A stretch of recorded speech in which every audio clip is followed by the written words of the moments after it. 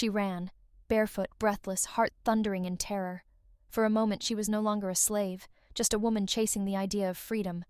But Rome doesn't forget. They caught her before sunrise.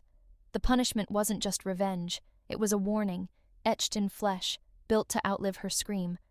They dragged her back in chains, through the same streets where she once fetched water and watched the sky. But now, the crowd gathered not in pity, but to witness. A brazier glowed nearby. Iron rods hissed inside. Her sentence was not death. It was to live, forever marked as fugitive. 3 letters burned into her forehead: FVG, fugitiva, runaway. The iron didn't just sear her skin, it obliterated her past. No disguise, no prayer, no silence could undo it. Roman justice didn't need words. Her face became a monument to suffering, a warning. Escape was a crime against the empire itself. They didn't stop with branding. They chained her at the master's gate, ad Ianuam, naked but for humiliation. Each Roman passerby would see her. She wasn't just punished. She was transformed into architecture, an object fixed at the threshold, a symbol, a deterrent, not a woman anymore, a signpost made of flesh. She couldn't shield her body. Exposure itself was punishment. Rain soaked her. Dust choked her lungs. Her modesty, stripped, her pain on display. Roman morality demanded silence from women. This punishment screamed. Her presence warned others. Don't run. Her shame was calculated. A public crucifixion of dignity without wood or nails. The day of the punishment games. The amphitheater buzzed like a hive. Children screamed with joy. Vendors sold honeyed dates and roasted meat. But in the pit, there was no sweetness. Only blood. She was shoved into the arena barefoot, bleeding, weak. No armor, no weapon, just chains around her wrists. The crowd cheered. They didn't see a woman. They saw a warning. Then gates opened. 2 starved animals released. A lion and a massive drooling mastiff. They growled. She backed away. And Rome applauded. As she ran, the crowd screamed louder. Each scratch, each bite drew roars of approval. She fought, but it didn't matter. She wasn't supposed to survive. She was supposed to entertain. The guards stood still. No help, no mercy. A senator clapped slowly, wine in hand. Children giggled and waved at the animals. The beasts circled her. Blood soaked the sand. And as she collapsed, the camera of history, if it had one, would have panned upward, away from her body, to the cheering masses. Because this wasn't savagery. This was civilization. Rome at its peak. Blood on marble. Applause over screams. Discipline disguised as justice. Power masked as order. And always someone watching.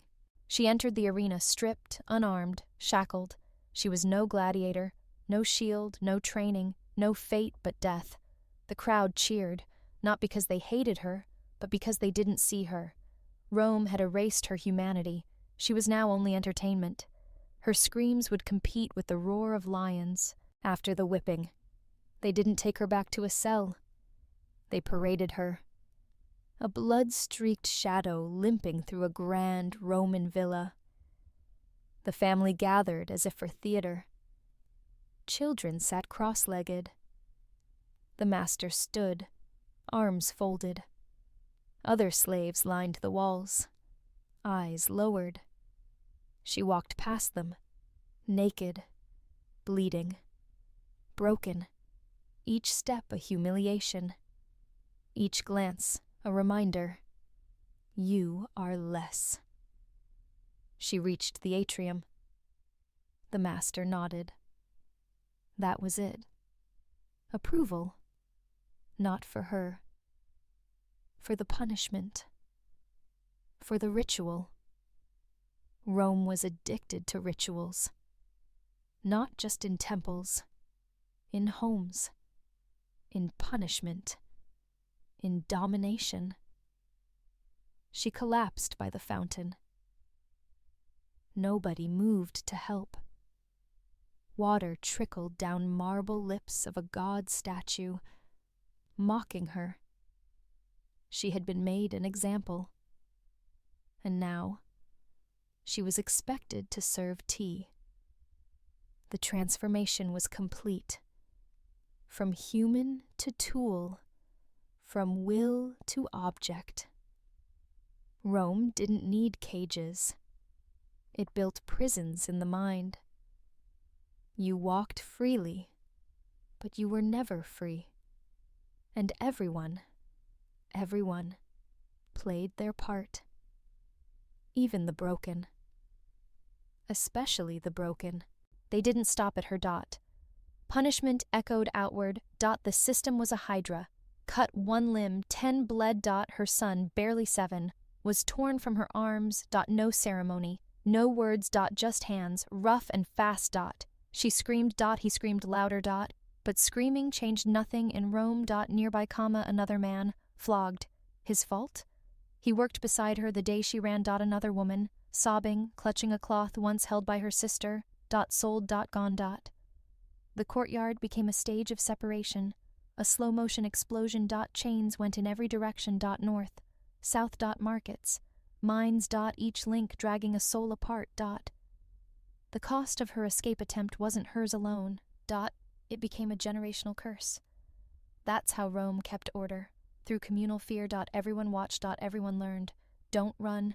Don't speak. Don't hope. Because they will rip the child from your arms. And sell his laughter to the highest bidder. She collapsed in the dirt. Not from wounds.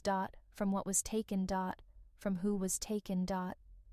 Her son's voice vanished into distance. Rome didn't kill your body. It crushed your lineage. No light, no air, just tunnels collapsing and screams that never reached the surface. Women died faster, beaten, assaulted, starved. Pregnant, they gave birth in the dust. Infants shriveled before daylight. Overseers watched with indifference. The mind didn't just break the body, it dissolved memory. No one escaped, no one returned. Wide-shot. Temples, statues, the Coliseum towering. Rome, a city of gods, of law, of glory. Tourists today marvel at its architecture. Back then, so did the nobles. But beneath that stone, she bled. She scrubbed floors with torn hands. Cooked feasts she'd never taste. Raised children that weren't hers. Invisible. Essential. Her labor was Rome's heartbeat, but no one heard it. She walked past forums echoing with politics. Past philosophers who spoke of virtue. Past generals who spoke of honor. None saw the woman with a limp and a branded face. But she saw them. She saw everything. History remembers marble. But it forgets the mortar of suffering. The blood that held the empire together. The hands that cleaned its legacy. She grew older. Slower. No one knew her name. Not even the census. But Rome thrived. Because she didn't. Because a million like her didn't. That's how power works. It glows in the center. By casting shadows on the edge. She was that shadow. And she never left. Afterward, they paraded her through the household, bloodied, torn, trembling. Her body was evidence, a walking message. This is what rebellion looks like. She wasn't corrected. She was ruined, publicly. Rome didn't kill every runaway. It made examples of them. Better to live broken than die invisible. That was the Roman doctrine. Even after death, she wasn't free. Her name lost. Her bones sold. Slaves weren't buried. They were liquidated. Records show old women, no longer productive, auctioned in groups, like broken tools. We don't know when she died. Just that Rome had no ceremony for the discarded. Maybe a fever. Maybe starvation. Maybe her body just stopped, quietly. They called it natural expiration. But what was natural about being owned? Her life was asset depreciation. Even in her final moments. Someone counted. Someone profited. Some man in a toga marked a line in ledgers. One female, age unknown, transferred. No tears. No nameplate. Just another forgotten echo in a system that never paused to mourn its machinery. But Rome didn't see her vanish. Rome kept building. Kept marching. And the machine rolled on. The auction never ended. Only the bodies changed. Only the chains were updated. And still, she lingers. Like smoke. Like a stain that never fades. You must understand, Roman slavery wasn't just labor. It was architecture, economy, religion, and entertainment. The enslaved were not people. They were resources. If they resisted, they were punished like broken machines, publicly, brutally, and without appeal. And enslaved women? They were not just bodies. They were tools. And tools don't rebel. We remember Rome for its columns, its laws, its poets. But beneath the marble was blood. Women like her, nameless, beaten, erased, held the empire together with their suffering. No statue bears her name. No history book opens with her story. But she was the foundation. Rome never admitted it had. What Rome didn't know is that she left something behind. Not gold. Not vengeance. But a spark. Buried in someone's blood. Maybe a granddaughter raised in another household. Maybe a son sold into Greece who whispered stories of a woman who ran. Maybe that spark slept for centuries.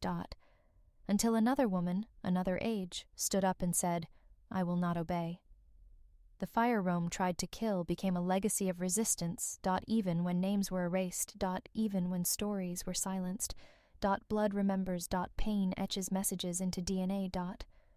And somewhere in the crackling silence of a dark world, her defiance still breathes. Rome forgot her. But rebellion never did. And that's the thing about fire. You can bury it under stone, but eventually it burns through. Today, ruins remain. Tourists walk where she bled. They see mosaics. They take photos. But no one points to the gate where she once hung, or the stones stained with her blood. The empire fell, but the architecture of forgetting stayed. Rome may be history, but its shadows still move. When we speak of civilization, we speak of Rome. Its roads, its laws, its brilliance. But civilization built on chains is not progress. It's performance. And every woman who ran, every fugitiva, challenged that performance. She said with her feet what Rome feared most: "You are not a god. You can be left." Archaeologists found markings, shackles, a brand with 3 Latin letters. Fragments of a human tooth. And a floor still stained faint red. They said it was mineral runoff. But those who know. Blood doesn't always wash out. It seeps. It settles. It tells the truth. Even when men lie. Even when empires rewrite. Somewhere, in the heart of ancient Rome, she bled. And that moment, raw, ugly, unseen, outlived the empire that caused it. The Caesars are dust. The crowds, long gone. But her pain is preserved in the silence of stone. And when no one's watching, you can almost hear her breath, still struggling to rise. If you're still watching, remember this. Oppression survives not through force, but forgetfulness. And history, it doesn't belong to the victors. It belongs to the buried, the branded, the broken. Women who ran from Roman slavery weren't just victims. They were the first resistors. And they deserve more than silence.